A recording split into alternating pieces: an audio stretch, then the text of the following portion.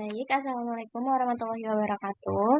Jadi kami dari kelompok 4, shift 2 kelas B, akan mempresentasikan tentang pengenalan alat serta analisis kadar air untuk pemenuhan tugas analisis zat gizi.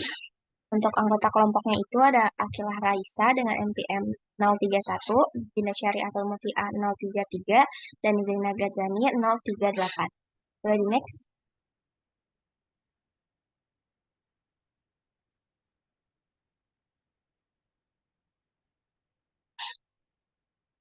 Oke, jadi yang pertama itu ada fungsi alat-alat laboratorium.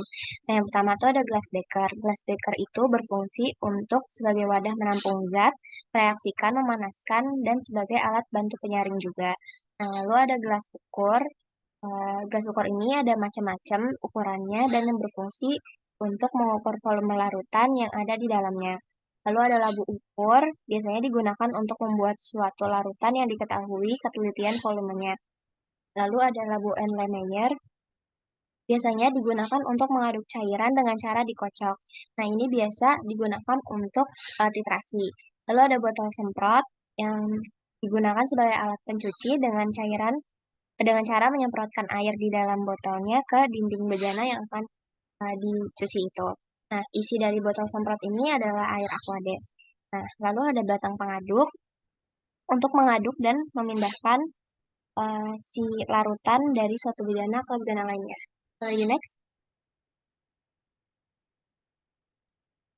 Lalu ada pipet tetes, pipet ukur, pipet volume, dan mikropipet. Ini sama-sama pipet, cuma bedanya dalam ambil volume airnya. Nah, kalau pipet tetes ini untuk memindahkan suatu larutan dari bejana ke bejana yang jumlahnya lebih sedikit dan ketelitiannya itu kurang. Nah, kalau pipet ukur ini dia lebih tepat lagi dibandingkan pipet tetes dan pipet volume dan mikropipet itu. Eh, untuk pipet volume itu ada macam-macamnya yang ukurannya 2 mili, 5 mili. Jadi volume yang diambil dari airnya itu udah tetap sesuai ukuran pipet volume itu. Lalu ada mikropipet, ini tuh dalam satuan mikro. Lalu ada corong, biasanya untuk mengalirkan larutan ke dalam bejana yang memiliki mulut berukuran kecil. Lalu corong bancer digunakan untuk melakukan pemisahan endapan dengan filtratnya. Boleh di next. Lalu ada kertas saring. Kertas saring di sini tuh fungsinya digunakan bersamaan dengan corong untuk memisahkan endapan dari filtratnya. Lalu ada buret, biasanya digunakan untuk wadah menampung titran dalam proses titrasi. Lalu ada neraca analitik, digunakan menimbang zat yang diketahui beratnya dalam satuan gram. Kaca arloji, itu kaca bening, eh, digunakan untuk penguapan sederhana dan penimbangan juga. Lalu ada cawan penguapan terbuat dari porselen. Ada beberapa ukuran juga digunakan untuk penguapan sesuai sama namanya. Lalu ada cawan keras dan tutupnya. Itu untuk penguapan dan dilanjutkan dengan pemijaran zat padatnya. Boleh next?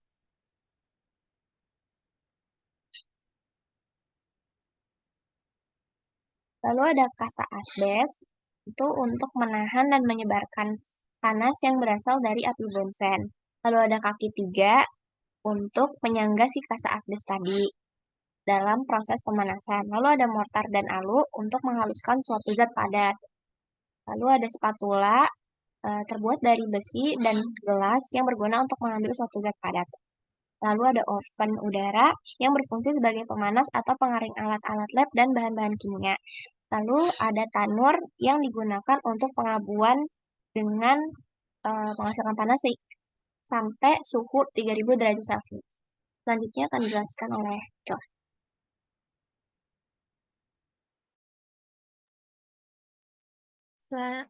Fungsi alat laboratorium selanjutnya itu ada tabung reaksi yang berfungsi sebagai tempat mereaksikan dua atau lebih larutan atau bahan kimia seperti serta biasa digunakan sebagai tempat untuk mengembangbiakan mikroba. Kemudian ada rak tabung reaksi sebagai tempat untuk menyimpan tabung reaksi. Ada penjepit cawan digunakan untuk menjepit cawan ataupun bejana lainnya saat proses pemanasan. Kemudian ada desikator digunakan untuk mendinginkan cawan atau bejana yang berisi zat yang telah dipanaskan. Kemudian ada bunsen. Bunsen ini ada dua, ada bunsen burner sama bunsen spiritus. Kalau bunsen burner itu adalah alat untuk pembakar yang berbahan bakar gas alami, berfungsi sebagai penghasil nyala api yang aman, tahan asap, panas, dan tanpa cahaya. Ada bunsen spiritus yaitu alat penghasil api dengan bahan bakar spiritus sebagai sumber pemanas yang digunakan untuk pemanasan, sterilisasi, dan pembakaran. Selanjutnya, Selanjutnya ini kita melakukan praktikum analisis kadar air, yang dimana dasar teorinya itu adalah air ini mempengaruhi kenampakan, kesegaran tekstur, dan cita rasa dari bahan. Analisis kadar air ini merupakan bagian analisis proksimat yang dapat dijadikan sebagai penilaian kualitas makanan pada standar kadar air yang seharusnya terkandung pada makanan.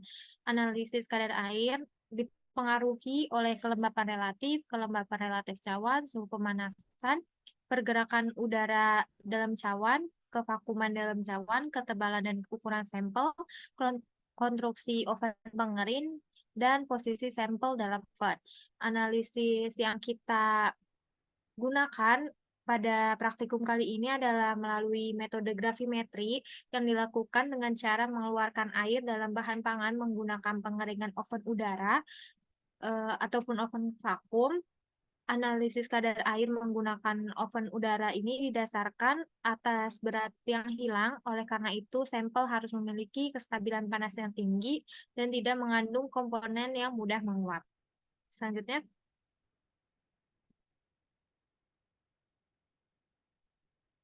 Selanjutnya ini ada tujuan praktikum analisis kadar air, metode gravimetri, yaitu untuk mengetahui kadar air pada sampel bahan pangan dengan cara metode gravimetri menggunakan oven udara. Adapun alat dan bahan yang digunakan yaitu cawan krus untuk menyimpan sampelnya, kemudian ada penjepit cawan, spatula, nampan, desikator, neraca analitik, oven udara, dan beberapa sampel yaitu sampel susu bubuk, sampel agar-agar, dan sampel tepung tapioka. Selanjutnya ada tinjauan petaka dari prinsip kadar air. Jadi kadar air ini merupakan total air yang terkandung di dalam suatu benda, dan nilai kadar air ini dapat ditulis secara volumetrik ataupun gravimetrik dan dapat digambarkan sebagai basis basah ataupun basis kering. Kandungan air dalam bahan pangan selalu berkaitan erat dengan mutu bahan pangan, juga sebagai indikator pengukur bagian bahan kering atau padatan. Air yang terkandung dalam bahan pangan dapat digunakan sebagai indeks kestabilan selama masa penyimpanan serta sebagai penentu mutu organoleptik seperti rasa dan tingkat keempukan. Selanjutnya penjelasan akan dipaparkan oleh Dinda. Baik, selanjutnya itu ada metode analisis kadar air. Nah, metode analisis kadar air ini dibagi menjadi beberapa metode. Yang pertama itu ada metode gravimetri. Metode gravimetri sendiri ini juga terdapat dua macam. Ada yang menggunakan oven uap dan ada juga yang menggunakan oven vakum. Metode gravimetri dengan oven uap itu prinsipnya yaitu mengeringkan sampel dengan cara dipanaskan dalam oven dengan suhu 105 derajat Celcius selama kurang lebih 1 jam. Adapun dengan menggunakan oven vakum itu prinsipnya yaitu mengeringkan sampel yang dikomposisi dengan suhu 100 derajat Celcius dalam oven vakum, di mana kadar air dapat diketahui melalui kedua metode gravimetri ini dengan cara menghitung selisih bobot sampel sebelum dan sesudah dilakukan pemanasan. Yang kedua yaitu ada metode destilasi. Metode destilasi ini merupakan metode yang cocok digunakan untuk menguji sampel yang mengandung lemak dan zat-zat lain yang mudah menguap selain air. Nah, prinsipnya itu penguapan air dari bahan bersama pelarut yang bersifat immiscible seperti toluene, silen, dan benzen, di mana pada suatu perbandingan yang tetap. Nah, uap air dari bahan dan uap pelarut tersebut dikondensasi dan ditampung di dalam tabung yang disebut dengan tabung destilat. Nah, jumlah air hasil destilasi bahan ini ditentukan dengan membaca meniskus pada labu destilasi tersebut. Selanjutnya yaitu yang ketiga ada metode kimiawi. Metode kimiawi ini juga terdiri dari beberapa macam lagi, yaitu ada metode titrasi, ada metode kalium karbida, dan ada metode asetil klorida. Nah, salah satunya itu ada metode titrasi, di mana metode titrasi ini dapat digunakan untuk menguji sampel yang berupa cairan, tepung, madu, dan beberapa produk kering. Prinsip metode titrasi ini adalah dengan mentitrasi sampel menggunakan larutan iodin, metanol, ataupun piridin. Yang terakhir yaitu metode fisik, sesuai namanya, metode ini menggunakan prinsip fisika. Yang pertama yaitu didasarkan atas dapat digunakan dengan cara didasarkan atas ketetapan dielektrik, juga dapat digunakan dengan berdasarkan gaya hantar dan resistansi listrik, dan berdasarkan resonansi nuklir magnetik. Selanjutnya yaitu kadar air berdasarkan FRI. Dari ketiga sampel yang kita uji yaitu ada tepung agar-agar, di mana menurut SNI tepung agar-agar itu kadarnya tidak boleh melebihi 22%. Yang kedua yaitu susu bubuk, di mana susu bubuk menurut SNI kadar airnya itu tidak boleh melebihi 4%. Adapun yang terakhir itu ada tepung tapioka, di mana menurut SNI tepung tapioka ini maksimal kadar airnya adalah 15%. Selanjutnya itu ada tahap analisis kadar air. Yang pertama yaitu memberi kode pada cawan yang akan dipakai agar tidak tertukar. Kemudian selanjutnya cawan yang akan digunakan dan sudah diberi sampel tersebut itu dikeringkan terlebih dahulu di dalam oven selama 1 jam pada suhu 105 derajat Celcius. Nah, karena dikeringkan dengan cara dipanaskan, maka selanjutnya cawan tersebut harus didinginkan di dalam desikator. Kemudian cawan tersebut ditimbang untuk diketahui berat cawan yang masih kosong. Selanjutnya diisikan sampel yang akan diuji dan ditimbang lagi beserta sampelnya, dan kemudian dicatat untuk mendapatkan berat sampel plus cawan sebelum dikeringkan. Nah, selanjutnya setelah ditimbang, cawan yang berisi sampel tersebut dikeringkan kembali di oven dalam suhu 105 derajat selama 3 jam.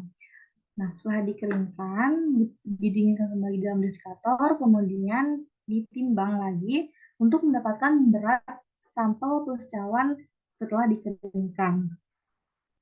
Dan akhirnya dicatat.